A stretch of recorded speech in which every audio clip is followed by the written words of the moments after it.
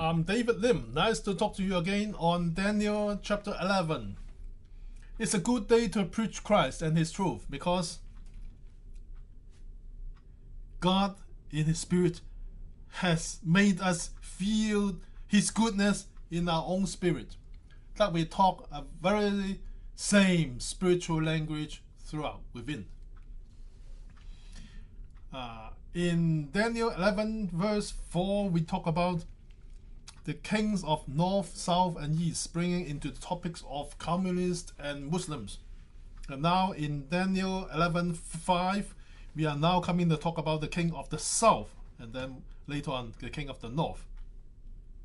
Historically, people would think of Egypt and Greece and how they interact. But then, as I mentioned before, the same verses also tell us truth of different periods of history, even to the future. So it's not to say that one line or one verse in scripture only tells us a specific part of truth in history, in the past of history. It can also tell us what's happening now and what will happen in the future. Same verse, same sentence, but different exposition, different revelation and different teachings. Thanks to God, we have so much to learn from His truth, which is eternal.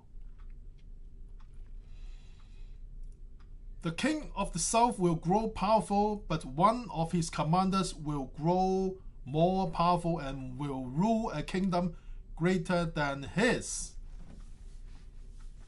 Now we have a king whose name is not known, and then we have his commanders growing more powerful.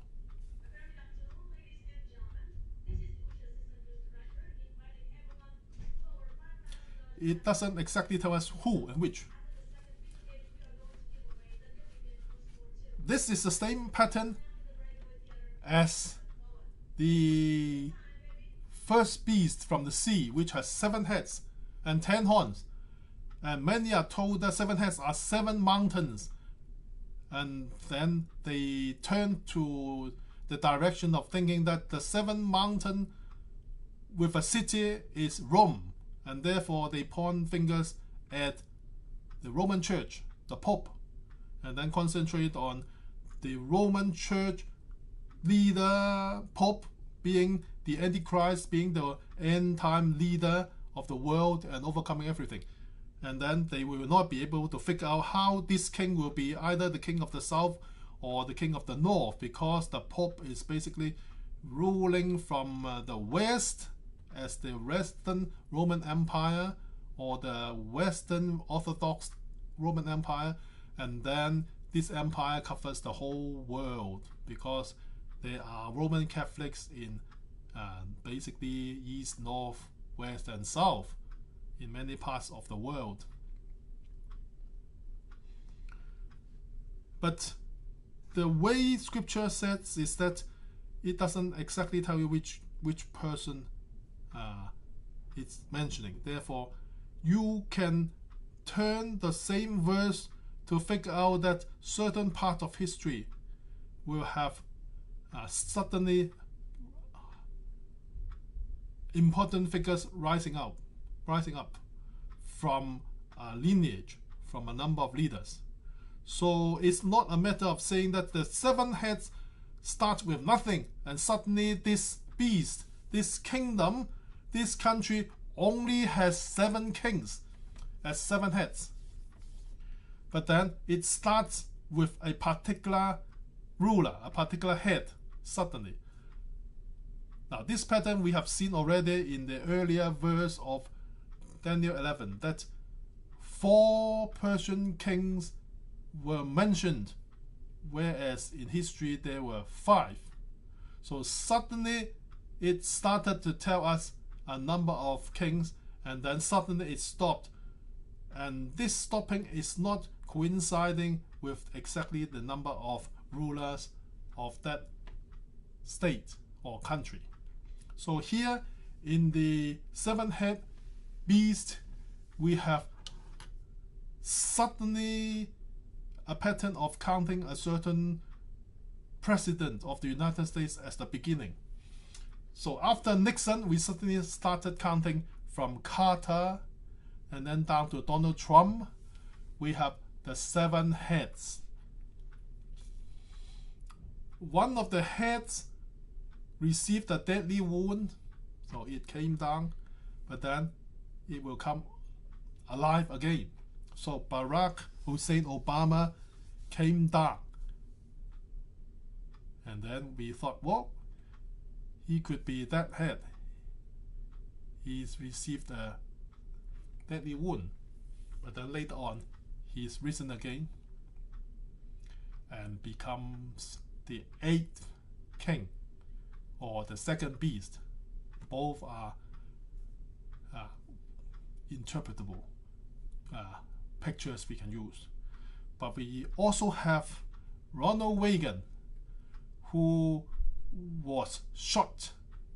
So the little bullets are like a small sword cutting into this head of the state. He's shot a number of times, and that could be deadly, but he lived again. So this is another picture within the 7-head beast, that one of its head has received a wound, a deadly wound by a small sword, and then he has come back to life again. So in Ronald Reagan, we have this picture as well. But then we cannot say that the 7 heads means 7 mountains, and then one of these 7 mountains has received a deadly wound by a small sword and then come back to life, because we simply do not have a picture of a certain mountain, like a certain mountain around the city of Rome, that has received a deadly wound and has come back to life. Therefore, it's easier to comprehend the picture of the beast as the presidents of the United States of America. And this chapter 11 verse 5 tells us that a particular one of the ruling people, a commander, will come up and rule a kingdom greater than his. And we can see that the caliphate, the Islamic empire run by Obama, is greater than America.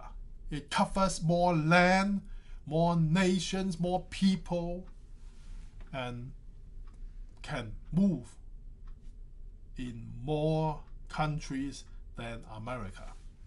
So in this way, verse 5 applies to Obama, the Muslim, as well. In Obama, we can also think of ISIS, which is a caliphate which is bigger than the United States of America.